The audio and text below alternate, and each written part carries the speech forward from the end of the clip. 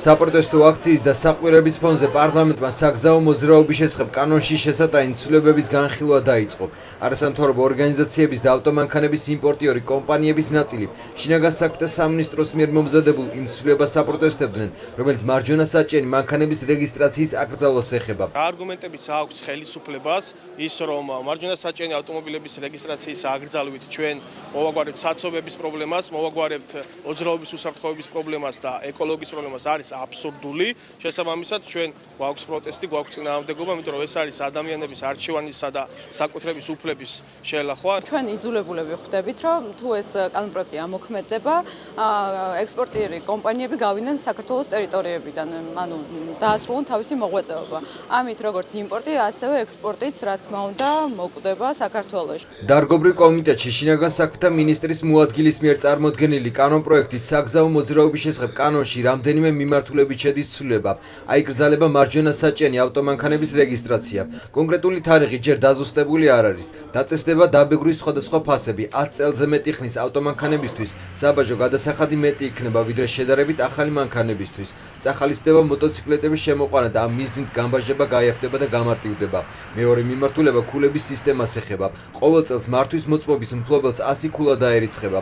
ეს ქულები მძღოლ საგზაო მოძრაობის წესების დარღვევისას დააკლდება და განულების შემთხვევაში 2 თვის შემდეგ ხელახლა მოუწევს მართვის მოწმობის აღება. ამ შემთხვევაში ვიდეო ჯარიმებით ქულები არ აკლდება. კანონპროექტის მესამე მიმართულება უკონტაქტო პატრულს ეხება. სპეციალური მოწყობილობით აღჭურვილი პატრულის თანამშრომელი, რომელსაც შესაბამისი საპატრულო ნიშანი არ ექნება, ფარულად დააფიქსირებს საგზაო მოძრაობის წესების დარღვევას და ბოლო მიმართულება რიგ შემთხვევაში ჯარიმების გაზრდას ეხება. კონკრეტულად მარჯვენა საჭიერებს რაც შეეხება, მინდა გითხრათ პირველ რიგში, რომ ეს არის იძულებით ზომა და უბრალოდ თავი იძულებული არის გადადგას ეს ნაბიჯი რეალობის გათვალისწინებით გასწრეს ჩვენ გვაქვს. ეს რეალობა არის ის, რომ ბოლო 3 წლის განმავლობაში იმპორტის მაჩვენებელში მარჯვენა საჭიერი ავტომობილების იმპორტის რაოდენობა არის გაზრდილი და ეს დინამიკა შენარჩუნებულია. გაზრდდება მობილური ტელეფონის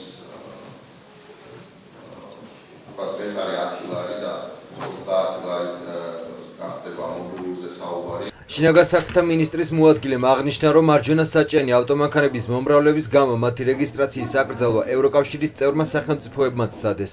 თუმცა ადამიანის უფლებათა ევროპულმა სასამართლომ ასეთი მეთოდის გამოყენება აკრძალა. მინისტრის მოადგილის ამ განცხადებამ კითხვები გაუჩინა როგორც საპარლამენტო უმცირესობის, ისე უმრავლესობის დეპუტატებსაც.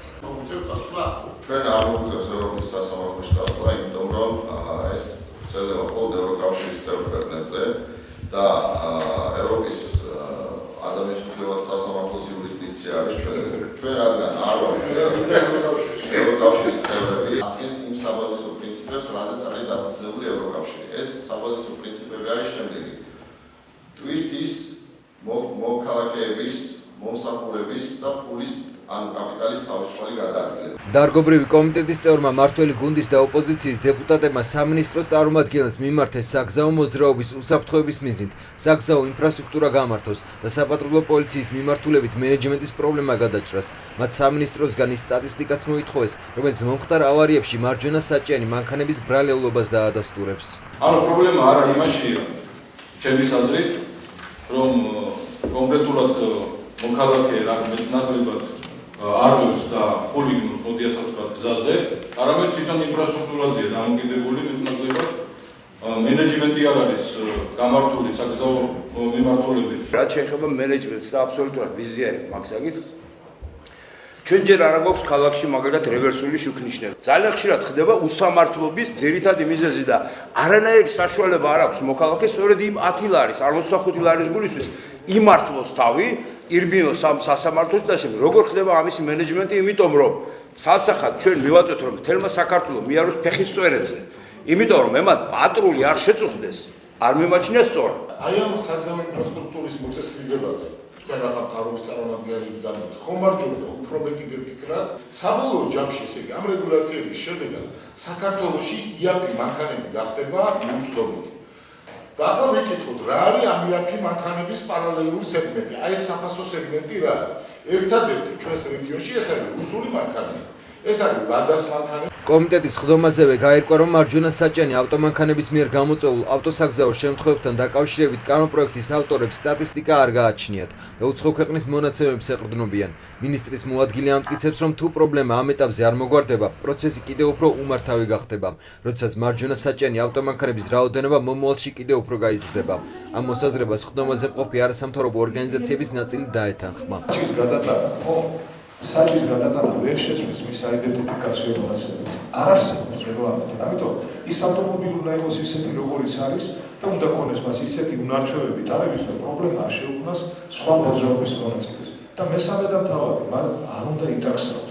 არ შეიძლება თუ პულის გაკეთება უნდა, ჩემო კეთილო თანამოქალაქე, ხო, $1000 მეტის გადახდა მოუწევს, მაგრამ არც ხელი საჭიანი ავტომობილი უნდა შეიძლება. კანონს დამტკიცების შემთხვევაში მისი მოწინააღმდეგეები საკონსტიტუციო და ადამიანის უფლებათა ევროპულ სასამართლოებშიც გაასაჩივრებენ. ჩვენ მინისტრის მოადგილემ თავაზობს, რომ მთავრობა ინჩნება ზვირადღირებულ ჯიბებზე, ხოლო ჩვეულებრივი ადამიანები მოტოციკლებზე ან ლადაზე, იმიტომ სხვა ვერაფერი აქ ვერ შეგვიძლია ნამდვილად.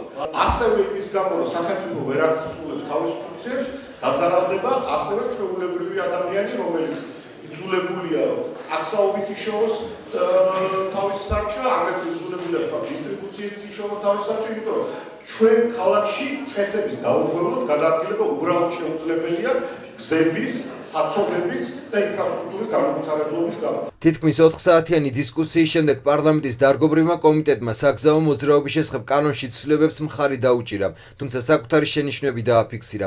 შენიშვნები ჯარიმების გაზრდის, ასევე მართვის მოწმობის ქულების სისტემის საკითხს ეხებოდა. მხარეები კანონპროექტის დამტკიცების შემთხვევაში მისი ამოქმედების თარიღზეც უნდა შეჯერდნენ.